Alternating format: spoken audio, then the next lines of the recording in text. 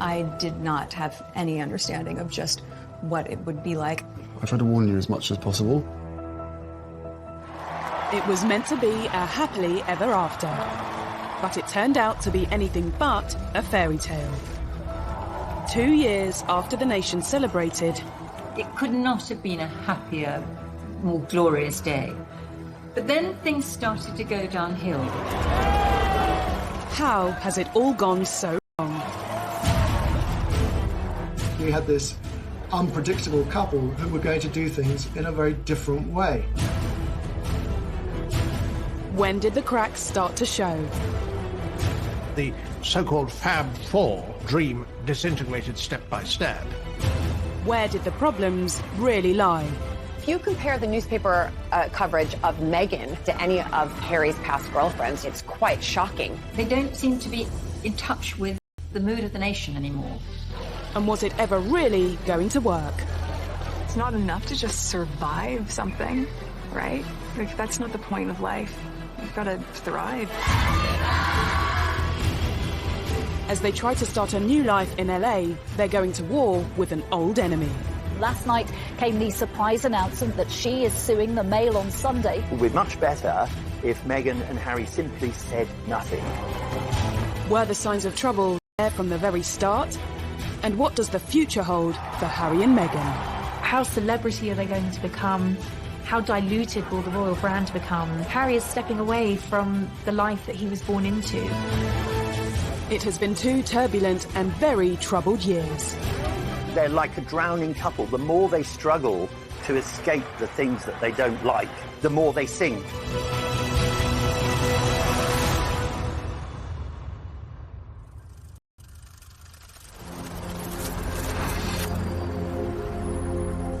Harry and Meghan have changed the regal backdrop of Windsor for the luxurious Hollywood Hills. We won't be hearing about Harry, Meghan, and Archie and the royal family together as one for, I expect, for months to come, until they come and visit over here, or maybe William and Kate and George and Charlotte and Louis will head on over to LA. Wouldn't that be a great photo op? They've also swapped the royal court for the High Court, in a legal battle which highlights so much of what's gone wrong in the past 2 years. Meghan's family issues, their fight for privacy, their war with the tabloid press. The court case could turn into their biggest nightmare. And it all centres on letters written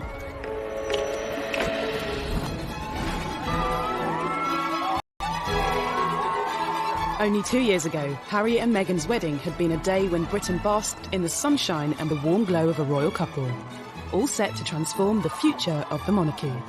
The mix of the tradition and the new and the mix of cultures totally embodied in one church service.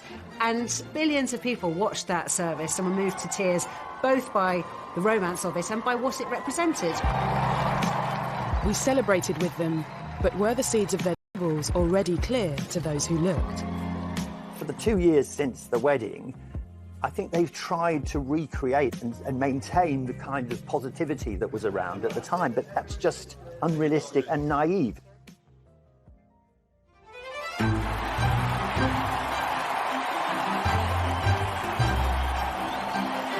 Less than 10 years ago, Harry watched older brother William marry his queen. The future heir to the throne had officially settled down. But the younger prince didn't look likely to follow suit anytime soon. This was quite a difficult period in Harry's public image, because whilst people loved the sort of cheeky, chappy image, once he was constantly being photographed falling out of Sloane nightclubs on the King's Road, people did start to slightly turn against him. Pressure on the prince's love life had also been building, after 2 long-term relationships came and went. The first love, Chelsea Davy, who he fell head over heels in love with, she had to look into the goldfish bowl of royalty and to realise absolutely this wasn't the life for her. Harry was disappointed. His second relationship with Cressida Bonus, an actor, and she too didn't like the idea of media intrusion. When you marry into the royal family, you have to give up so much individually. as a person, or at least that's what's expected of you. Girlfriend-wise, you know, it's my private life, so it's a different story. But yes, I am very protective. Obviously, it is part of my life. It's something that is part of the baggage that comes with me. I wouldn't say that Harry was unlucky in love. He just hadn't found the right one until Meghan came along. And when American actress Meghan Markle did come along, she looked set to change everything. When Meghan first appeared with Harry, she seemed absolutely perfect. The fact that she was American, she was a career woman, she was mixed race, she brought a whole lot of new things into the royal family that the royal family needed. In this strong, striking, confident woman, and the scrutiny of being in the public eye.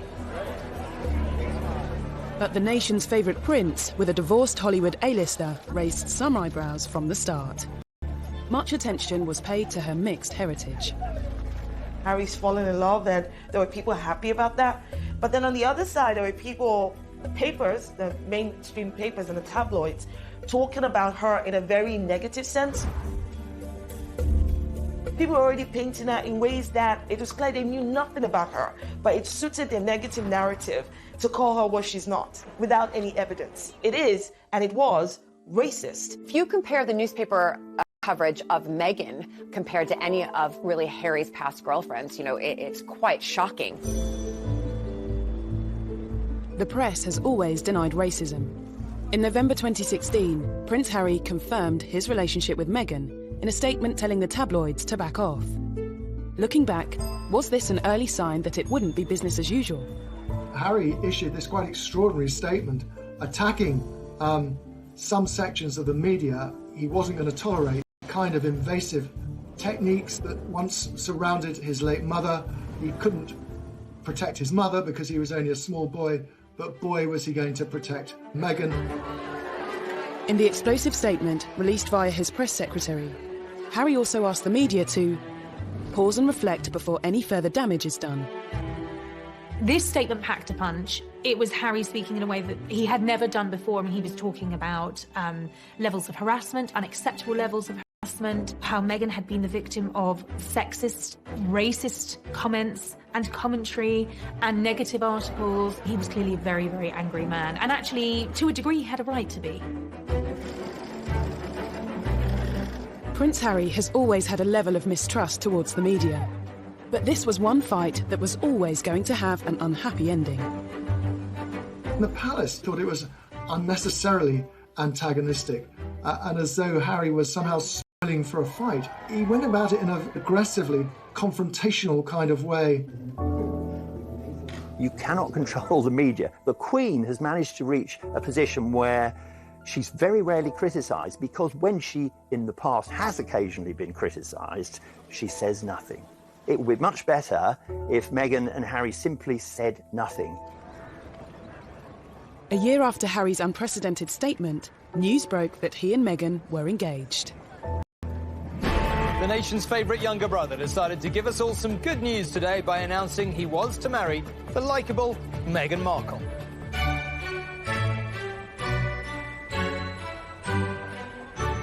Unlike Harry's from Kensington Palace. I was, of course, anticipating it, me being an American, who obviously I've married into aristocracy, and then to see somebody else, just to see how she would be on camera. And it was wonderful. What we're doing, just roasting chicken and Trying to roast chicken. Trying to roast the chicken. And it was just an amazing surprise. It was so sweet and natural and very romantic. You could see she was just smiling the whole time and almost laughing several times throughout the interview. But even at what should have been one of the happiest moments of his life, Harry still showed some signs of anxiety about how his fiancée would be treated. I did not have any understanding of just what it would be like. I don't think either of us did that. We both said that, even though we knew that it would be. I tried to warn you as much as possible. Both of us were totally surprised by the reaction after the first 5-6 months of what we had to ourselves of what actually happened from then. So I think you can have as many conversations as you want and try and prepare as much as possible, but we were totally unprepared for what happened after that. The scrutiny. Well, all sorts. You could see that the old thorny issue of Harry's relationship the press was raising its head again. The news that the world's most popular prince was set to marry a Hollywood actress sent the world into a frenzy. Their wedding was an unforgettable day, but could this story ever really have a fairy tale ending? Things were said and done in the run-up to the wedding that both sides regret that had caused irreparable damage.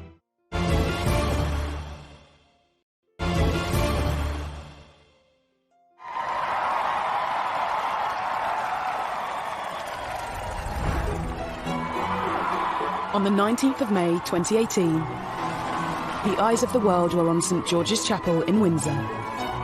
The wedding day was wonderful. Meghan looked beautiful in her dress. Harry couldn't have looked happier. The ceremony itself was so vibrant, it was so new, it was so different, it was so unique to the two of them. And I think it was the start of something very, very happy and very, very special. Nobody can deny that the wedding day itself was sparkling. It was magic. It was like Disneyland. The couple were given the titles Duke and Duchess of Sussex. Everything seemed perfect, but was there trouble and unrest, just hidden from view? Everybody was happy for Harry. Everybody thought Meghan was marvellous. It could not have been a happier, more glorious day. But then wheels started to come off amid suggestions that the couple had been a bit difficult over the planning of the wedding and that demands were being made that perhaps weren't quite in proportion with their place in the royal pecking order. He said before the wedding, what Meghan wants, Meghan gets. Negative reports surrounding claims of Meghan's behaviour emerged from within the palace.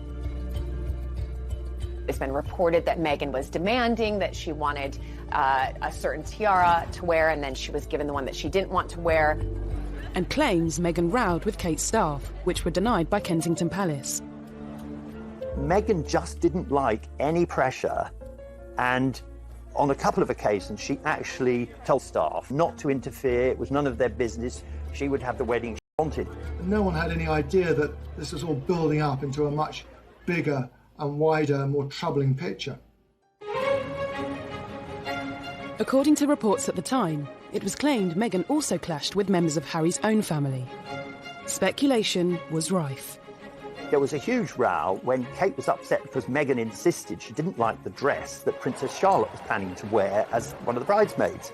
And inevitably, if you shout at someone in private and you're a royal, there is a good chance it will be leaked. There was a constant feed of endless negativity. Author Tom Quinn believes Harry and Meghan's private accommodation played a part in the tensions. Nottingham Cottage is in the grounds of Kensington Palace, and it's quite small. I mean, it's tiny compared to the enormous double apartment that Kate and William have. It was being pointed out to them in no uncertain terms. They weren't in the First Division because that place was held by William and Kate. So inevitably that led to friction. In Meghan's world, if you're determined enough, you can get to the top, but Meghan can't. She can't get to the top, whatever she does. Was the untraditional mix of American celebrity and British royalty ever really going to work? The wedding was also marred by controversies surrounding Meghan's father.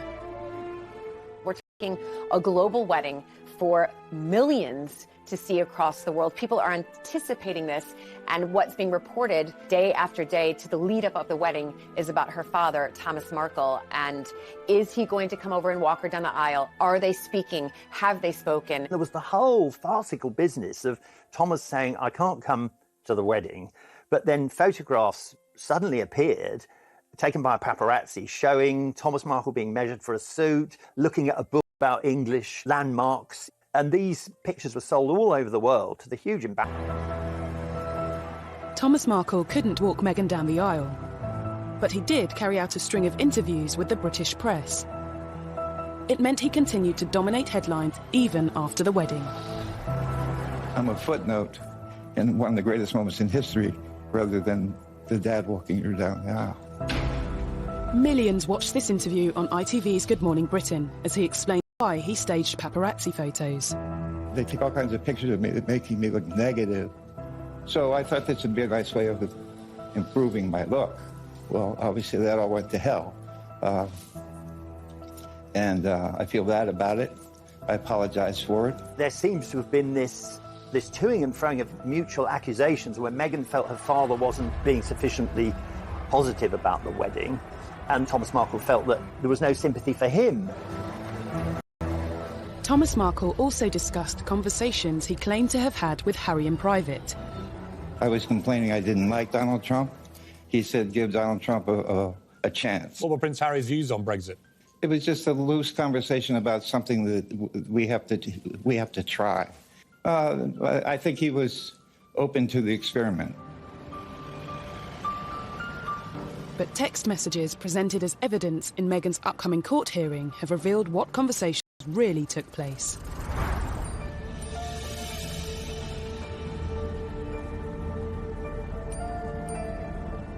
We now know what Harry was really thinking as newly revealed texts from him just before the wedding warned Meghan's father about talking to the media.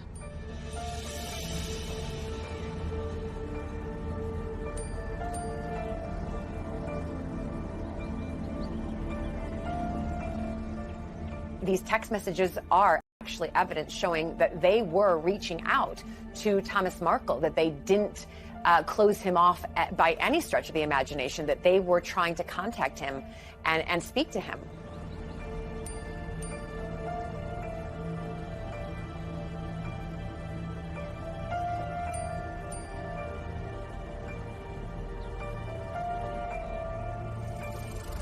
The private messages also showed how Meghan made attempts to speak with her father. Not sure the royal family as a whole will be affected in any way by the publication of these texts, but they won't like the fact that Meghan and Harry have shown once again that they're not very good at dealing with the media.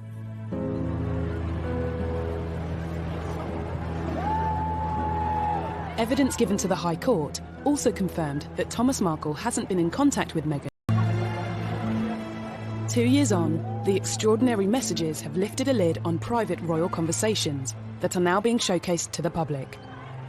Right now, Meghan and Harry are thinking, we're just going to release everything to prove to everybody what exactly and really did happen. I think that now that they have moved thousands of miles away from home, that they're not supported by that palace PR machine, they're more vulnerable, they are more at risk, and they're more exposed now than ever. Debate over Meghan's relationship with her father was another problem in a growing list of troubles that followed the wedding. Could the most troubling issue of all be Harry's fallout with his own brother? One of the things that unquestionably adversely affected the relations between Harry and William, who were so close for so many years, was a series of rumours after the wedding. William expressed doubts to Harry as to whether or not he was too quick in being engaged to Meghan. There was a brotherly discussion, which I think was voiced out of concern from William, but was misinterpreted as a lack of support. Things were said and done in the run-up to the wedding that both sides regret, but had caused irreparable damage. That's Harry. He's quite a headstrong, impulsive young man. He's much more like his late mother than William, who considers things and is, in that regard, is more of a Windsor and more like his father.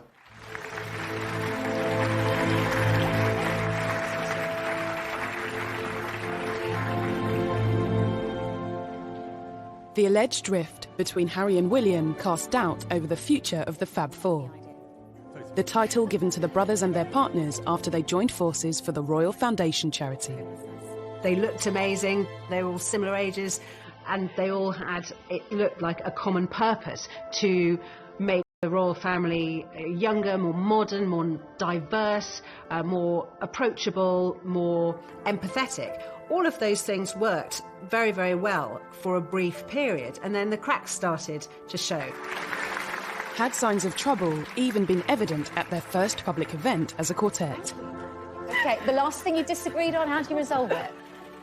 I can't remember, they come so thick and fast. But is it resolved? We don't know. Oh, we don't know. Well, you're putting on a great show if it's not. The so-called Fab Four dream disintegrated step by step. Despite the troubles within their family, it wasn't long before news broke that the Duke and Duchess of Sussex was starting their own. The real crunch came when Archie was due to be born. Even before the birth, Meghan's celebrity lifestyle... Now, nothing wrong with going to a baby shower. That's what Americans do. We don't do it so often in the UK. But they do it in America. It's a common practice. But she flew over a private jet. What's wrong with a commercial jet? It was the first sign of breaking with royal tradition, and there would be more to come. They wanted to do things very differently. All right, so far, but things then got a bit laughable. All the little signals meant a breakup with the royal family was inevitable. And now suddenly we had this unpredictable couple who were going to do things in a very different way.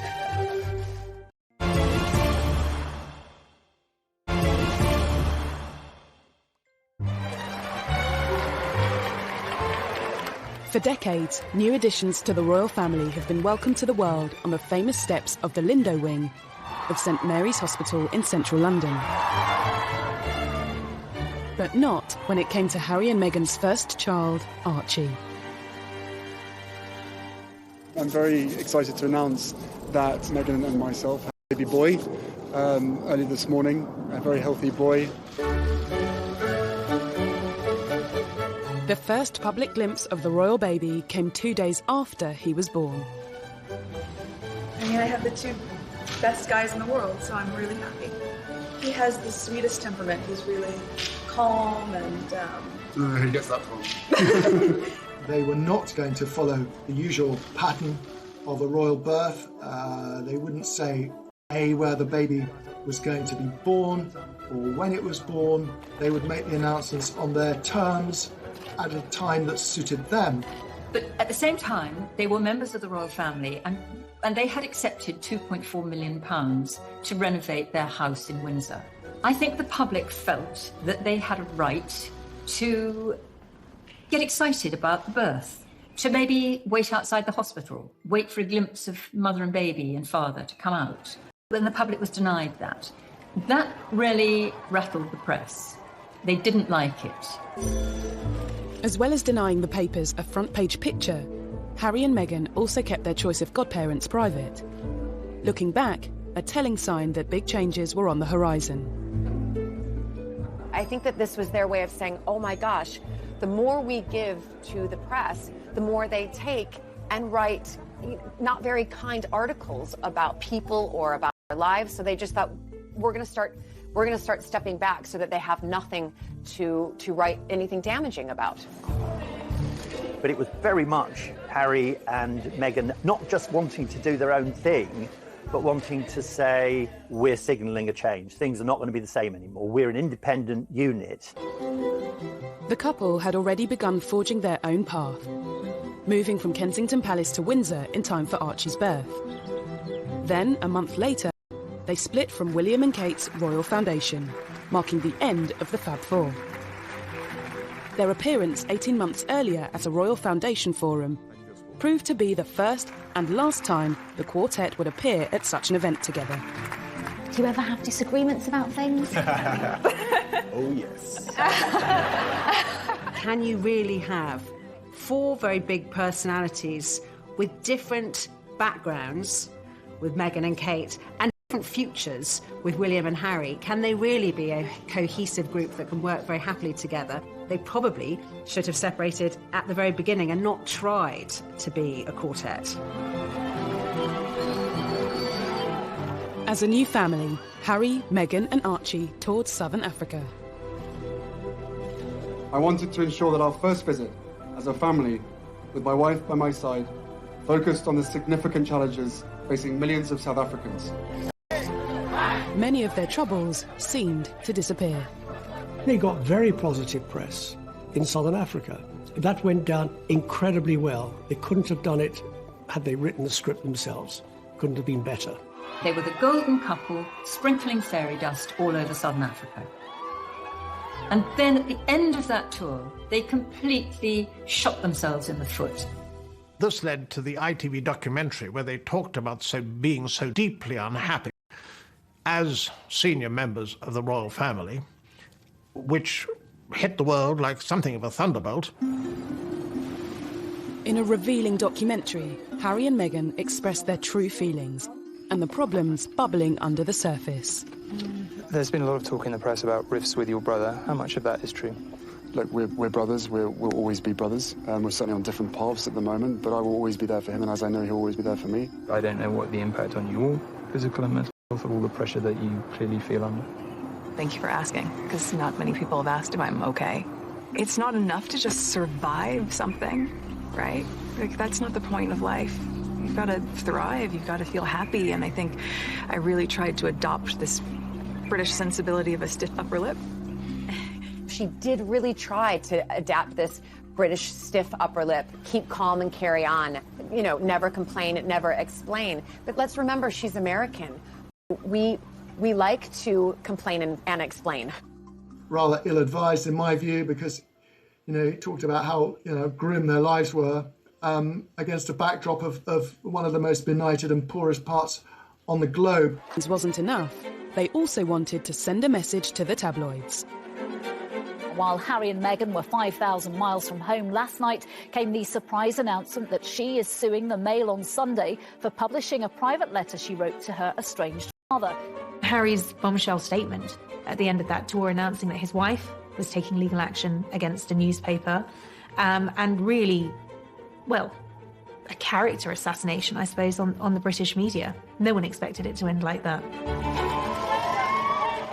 Harry and Meghan were very publicly sharing their troubles with the world, and the world lapped them up. I think that part of the fascination and the outrage thrown at Harry and Meghan is probably deeply rooted in jealousy in some part, right? People don't want to accept that. Be it ordinary people like you and I, or, you know, high-profile people who just want to get in there. People think that Harry and Meghan is the next, I don't know, chapter or episode of Netflix's The Crown. No, these are real people. At Christmas, Harry and Meghan did things their own way again. They spent Christmas in Canada, not Sandringham. The only other time Harry had missed Christmas with the Queen was when he served in Afghanistan. And just 2 years earlier, the royal family had broken protocol to invite Meghan to the celebrations. Meghan was invited to Sandringham for Royal Christmas before they were even married. She is the only royal girlfriend to have been afforded that privilege. So I think the royals went above and beyond and did everything they possibly could to make her feel at home. But their decision to skip Sandringham in 2019 was a clear sign of an imminent and much bigger decision. Once Harry and Meghan had gone to Canada for Christmas, once it became clear that they'd taken their dogs with them, it became very, very obvious that they weren't coming back anytime soon. Just before Christmas, he and Meghan decided to have a pause and think about what they wanted to do. They went off to Canada, and when they came back, it was announced early in 2020 that they were going to remove themselves from royal life.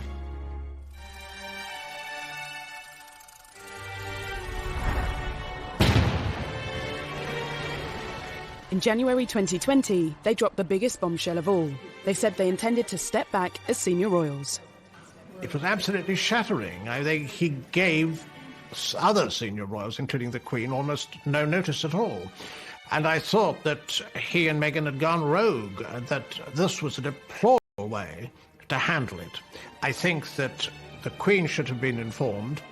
There had been negotiations that had been going on for some time, but nothing had been decided. And he was told to commit his ideas to paper, and he responded, well, no, if I do that, it'll just end up in the newspapers. Essentially, on one hand, you had a royal family feeling that they were being bounced into making a decision on the couple's future, and the couple being very frustrated that the palace machinery wasn't quick enough to respond to their desire to change things. For many, what became known as Megxit now seems like it had been inevitable from the start. Harry and Meghan sort of perceived slights at every twist and turn, and things which seemed quite minor became quite major, and it really came as no surprise as the weeks and months went by that really what they were angling for was not just a different kind of royal life, but a different life, and in fact a life absent from royals, if you like, to break free from royal duty and everything that he'd been used to, which of course is what happened. Was the break down to tensions with the press, issues with traditional royal life, or something else? I think he defers to her a great deal, and she's a very confident, articulate woman who's done very well for herself, but I think she has no idea of the sense of duty. Now, Harry is in his 30s, right? And I do not understand why anybody would think that he would not have matured, changed, grown up in different ways. And the fact that you're seeing a side of Harry that you haven't seen before is because this context in which he's currently dealing with did not exist before. Why is that surprising? Should we have seen it coming? Has Harry never really been happy with his royal role and all the attention it brings? Did he find his greatest peace when he was in the army? The army allowed Harry to feel normal. That's what he wanted. Would you say then you're more comfortable being Captain Wales than Prince Harry, or is it just a case? No, definitely. I think I've always been that. My father's always kind of trying to remind me about who I am and stuff like that. But it's very easy to completely forget about who I am when I'm in the army. You know, everyone's wearing the same uniform and doing the same kind of thing. Harry and Meghan's announcement also detailed how they wanted to be financially independent and retain some royal responsibilities. A meeting was called between Harry, Prince Charles, Prince William and the Queen. Harry and Meghan were expecting an awful lot with what they were demanding at the Sandringham Summit, as it was called, when they were laying out how they thought it would work and how it would continue to be half in the royal family and half out of the royal family, either in or you're out. And it was definitely the Queen who said no very, very firmly to her favourite grandson, and that must have been very hard. Harry and Meghan's final royal engagement was in early March, and for some, it seemed their troubles were still on display. There was quite a lot of tension there. There was some interesting body language with both of the brothers studiously examining their programmes and not really talking at all.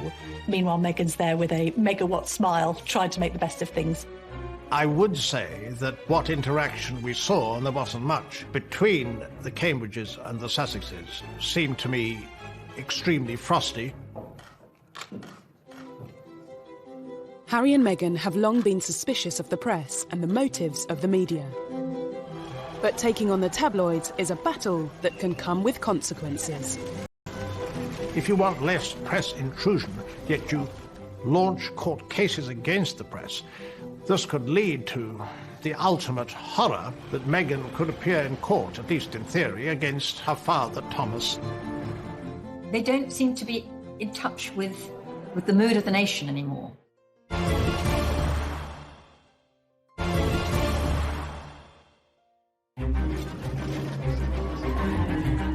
In the 2 troubled years since their wedding, Prince Harry and Meghan Markle have made no secret of their feelings towards the tabloids.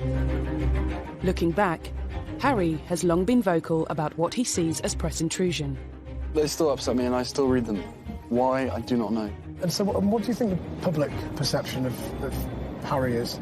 I don't know, it fluctuates. It depends on what the media want to write, I suppose. That feeling only grew when he and Meghan became a couple. We were just hit so hard at the beginning with a lot of mistruths that I made the choice to not read anything, positive or negative. It just didn't make sense. Being part of this family and this role and this job, every single time I see a camera, every single time I hear a click, every single time I see a flash, it takes me straight back.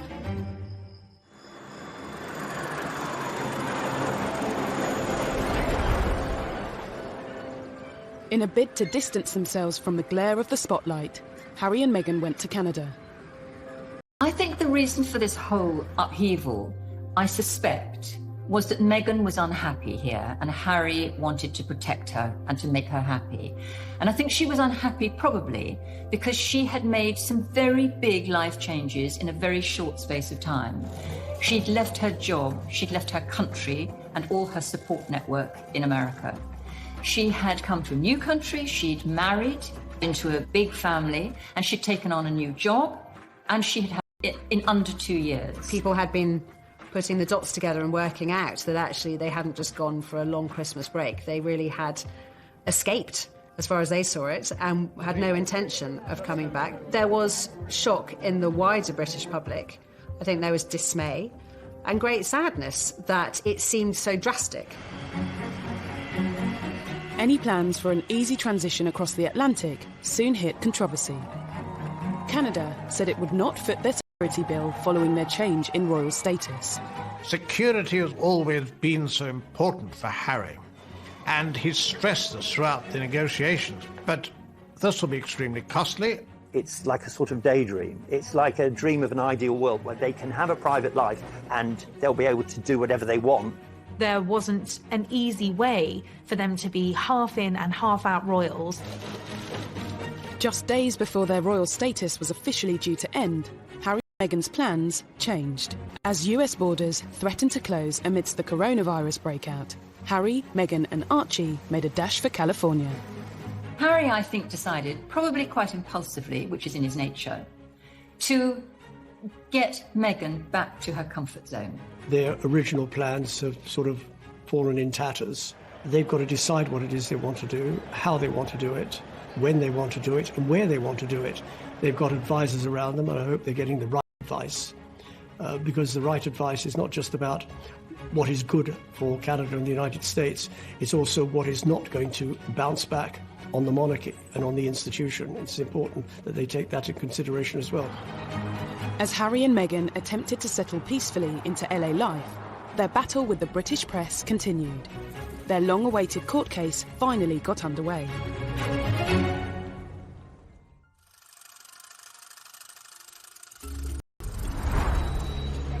Meghan is suing Associated Newspapers for misuse of private information, breach of data protection, and copyright infringement, after a letter she sent her father was published by the Mail on Sunday. This is a private letter to her father expressing, her feelings, and having that released absolutely will cause distress on anybody. But to do so, she and Harry have had to reveal more personal information in court. They don't like being written about in the British tabloid press, but at the same time, they are suing, and that will come out in the courts, all of the text messages and the documents. So they must feel very, very confident that what they have to show will, in one sense, vindicate them. Absolutely. They want to use this opportunity to change about her father. Clearly, it means a lot to her personally to be able to say, none of these things are true. I got in touch with my father. I tried to help my father. It was difficult to reach my father. He wasn't responsive. The reality is that they have to do this. And whether they win the court case or not, they're the first to do it, and I think that means a lot. The first round went in favour of the Mail on Sunday, with the judge dismissing some of Meghan's claims against the publisher, including allegations that it acted dishonestly. The judge threw out, in the preliminary hearing, threw out some of the allegations that Meghan and Harry had made against the Mail. He described them as irrelevant, just not part of anything the law could look at or decide on. But that was just the opening battle. When the case goes to trial, it could all get really uncomfortable. If you want less press intrusion, yet you launch court cases against the press, this could lead to the ultimate horror, and that would be that Meghan could appear in court, at least in theory, against her father, Thomas, who has contributed to a great deal of the adverse publicity that they've received. That would be a global news story and be truly bizarre. On top of Meghan's legal action, Harry has also filed a lawsuit against The Sun and the Daily Mirror for alleged phone hacking. I think Harry doesn't really like the press, and I think he often puts on a smile and a brave face, but deep down there's a loathing there. He's obviously trying to be specific with the Mail on Sunday's publication of Meghan's letter, and indeed he's being specific on hacking. If legal proceedings weren't enough, the pair have written an open letter to the Daily Mail, The Sun, the Daily Mirror and the Daily Express, signalling their intention to sever all ties with them. In the letter, they told the newspapers to expect no corroboration and zero engagement. Immediately, it was picked up by the tabloids and made into a story itself, and it made Meghan and Harry also, it made them seem petulant. They'll dig around even more furiously now for the sort of information that Meghan and Harry don't want to come out. So it will have the opposite effect from the one intended. The choices he's going to have to make moving forward. But that absence of palace protection, which he did find frustrating, there is a sense that even before Meghan was on the scene, he was growing sick and tired of being told what he couldn't do by the palace. I'm not quite sure what it is that they want. You're taking on a big beast if you go to war with the tabloids. They are very powerful, and they have the ability to make or break. The months to come are going to be crucial for Harry and Meghan as they start a life away from the royal family. They are tremendously happy together, but there's no question that this is at a very high price. Harry and Meghan's life as a married couple at the forefront of royal duties in Britain lasted just 2 years.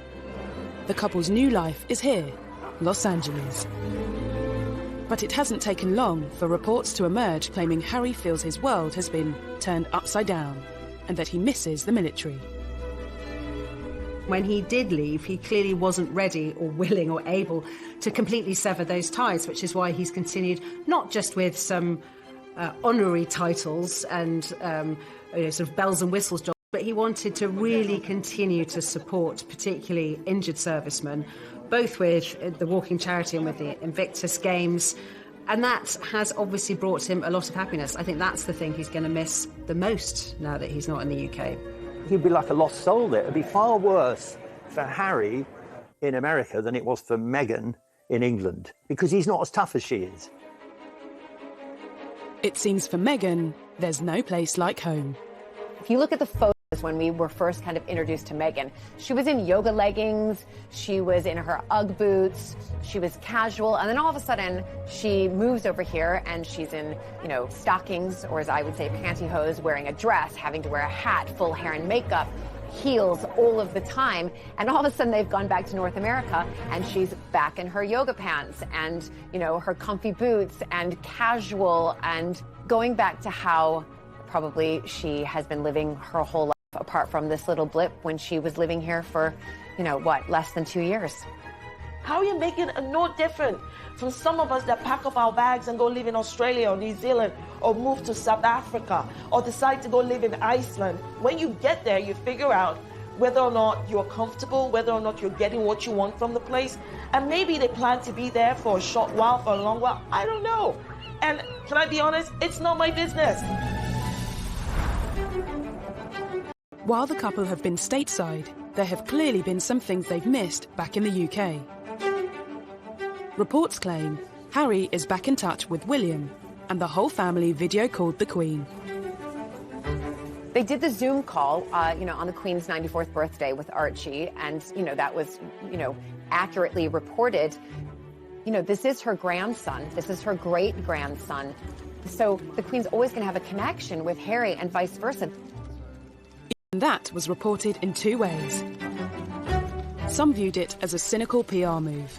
Others said Harry and Meghan can't win. They were simply showing they've not forgotten their family. I think Harry loves his grandmother, the Queen, and in his mind first and foremost, along with protecting Meghan and Archie. Harry and Meghan may have very little control over what is written about them. But with a new bombshell biography on the horizon, is this a sign that they are trying more than ever to be authors of their own future? A tell-all book would really quite shock everybody. I don't think that they're really even worried about the damage to their reputation.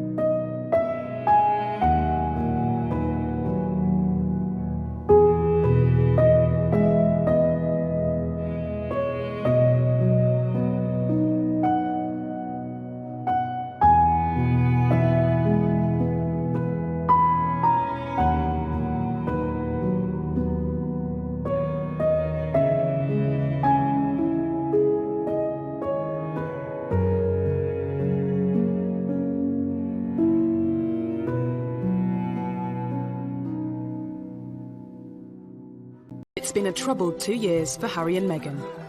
Looking back, were there signs of trouble from the start?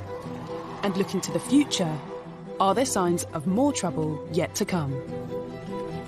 Harry was intent on a different path, clearly. I mean, I don't think he deliberately set out to upset the public, and quite possibly he hasn't. Although I do think a lot of people have become rather disenchanted with him and her over what has happened subsequently, and he is not quite the popular figure that he once was.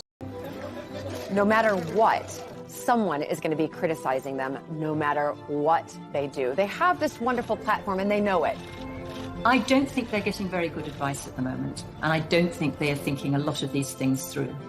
Harry and Meghan are no different from any other couple out there. This is one of the fights that they have to undertake together.